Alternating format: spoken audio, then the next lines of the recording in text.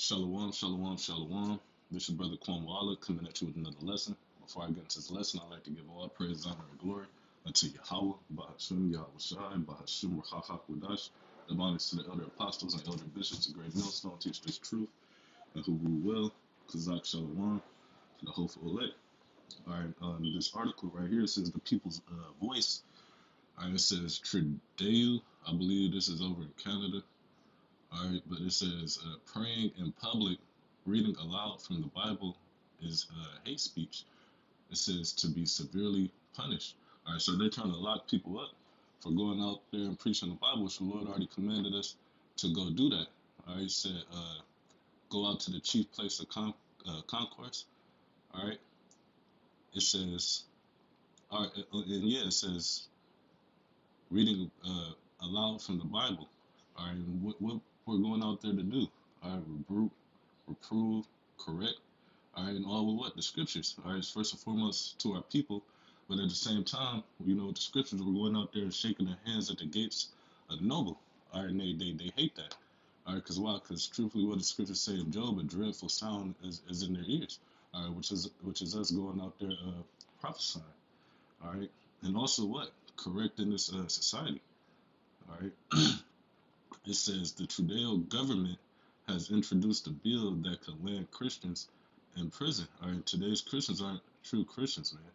But they're talking about, us Israelites. So you got a lot of camps out there, and some of the camps is, stirring up a lot of things. All right, but truthfully, it's this truth. All right, because the truth is coming out, and the way of Esau's society, all right, is the spirit of truth is correcting it, man. All right, it says traditional faith-based opinion if the Canadian government deems it promotion of hatred or anti-Semitism. And they keep talking about anti-Semitism stuff, but it's not even Sim, it's Shem, all right, and we're Shemitic. But it says Bill C-367 perpetrated to be amended, selected to amend the criminal code will redefine the boundaries of free speech. And what happened to the they say that people have a right to free speech and all that, but now they're about to take it away. All right, because why? The we're testifying the works of this society is evil, man. All right, they got matter of fact, we're just gonna read on because it was a point. Um, and this is what somebody said. It says if passed, Bill C-367 could land Christians in jail for quoting the Bible or expressing a faith-based opinion if the Canadian government deems it, or it was the same thing. But people are saying that this is what we're coming to, man. Amos 8. All right, the Lord is about to ultimately take us off the streets, man. But it says um,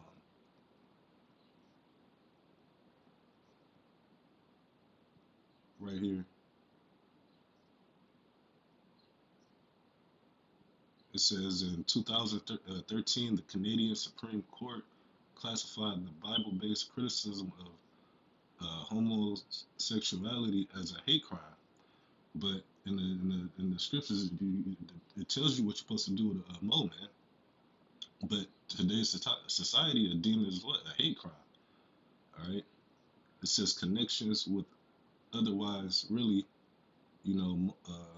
homophobic, whatever, But, it says in 2017, this is another point. It says a law was passed in Ontario allowing children to be separated from their families if parents refuse to accept and encourage. All right, so they want a child to be either encouraged by, because they got it in schools now.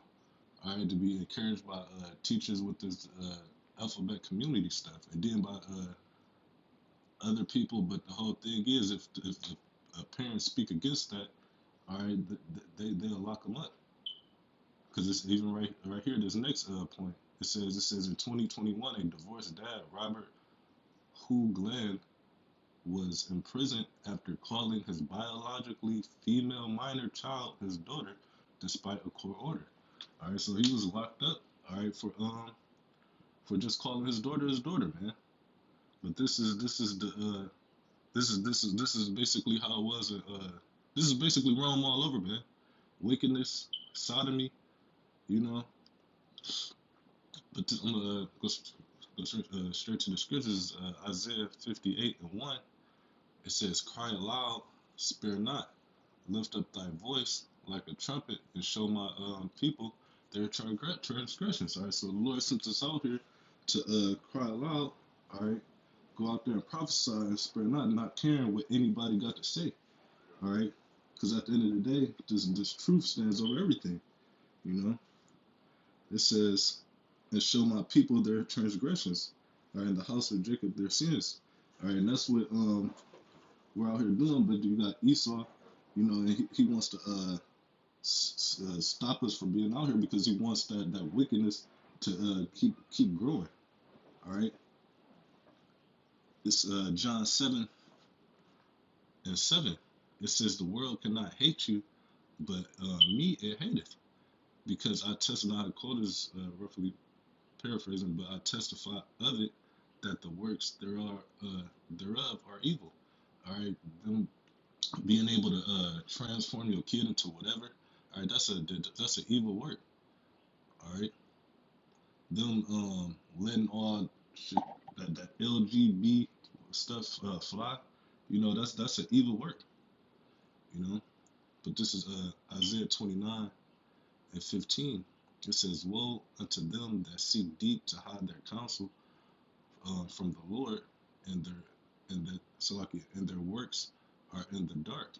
It says, "And they say, who seeth this?" All right, because they're trying to right now they're trying to pass this bill, all right, to get us off the streets, to keep their way of society going. All right, it says, "Surely your turning of things upside down shall be esteemed." All right, when you go into that word esteem, I believe it means highly regarded. All right, but them turning the things upside down. All right, the right ways of living, because Esau think that the Lord messed up, but no. All right, his Esau's mind is not upright in him, so he's the one that's messed up. He's the one that's contrary and wicked, man. But verse 16, it says, "Surely your turning of things upside down shall be esteemed as the potter's clay, for shall the work say of him that made it, he made me not? Or shall the thing framed say of him that framed it, he have no understanding?" All right, no, the Lord knew exactly what he was doing, man. And Esau came and fucked everything up. All right, he got genetically modified foods, man, fake medicine. All right, but this is Ezekiel 3:17. It says, "Son of man, I have made thee a watchman unto the house of Israel. Therefore hear the word of my mouth and give them warning from me." All right, and that's where we're out here doing it till the Lord take us off the street, man. And you see that what we're doing is working, because now they're doing what? Trying to pass bills, all right, to get us off the street. But this is Ezekiel 3:18. All right, but before that, but what's the warning? All right, the wrath that's about to come from Yahweh Bashem Yahushua for following after the wisdom of this world, man. All right, so the thing is, we're out there giving you warning.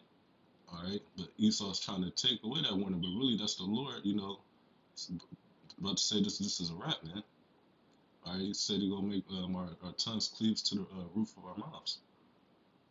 But it says, "When I say to the wicked, thou shalt surely die, and thou givest him not warning, nor speak to warn the wicked from his wicked way to save his life, the same wicked man shall die in his iniquity and in his sin, but his blood will I require at thine hand." So if we don't warn the wicked, all right, we'll be judged for it. It says, "Yet if thou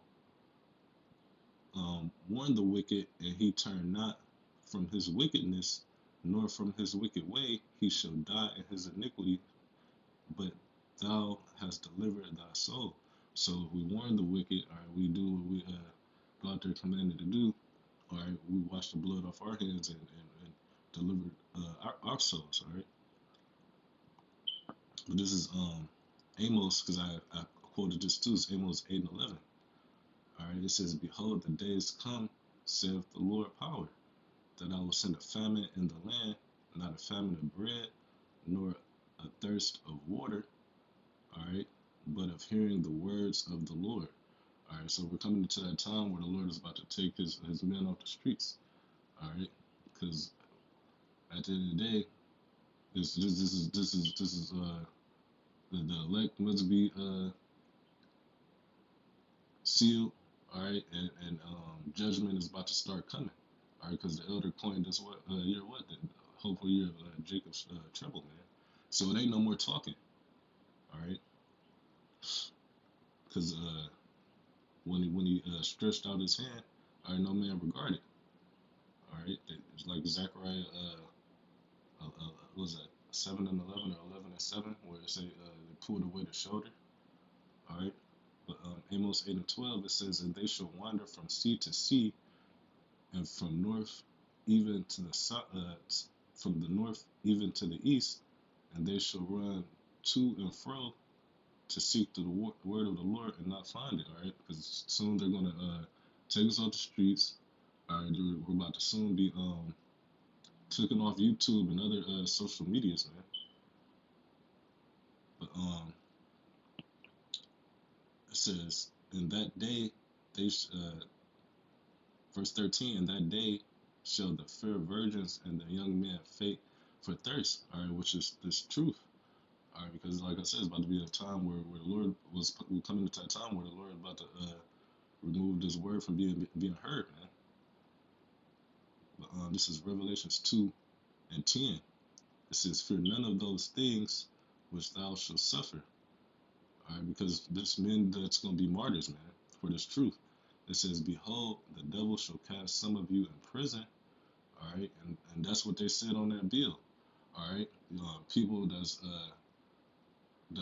out there rebuking and correcting people, like the Lord told us to go out there and do, warn our people, all right, and also shake the hands of the gates of the nobles, all right. Basically, for pushing this gospel, like the Lord said was gonna happen. All right, He says, and then that's why we're gonna, well, it's like that's why we're gonna be put in prison. But it says, "The devil shall cast some of you into prison, that you may be tried."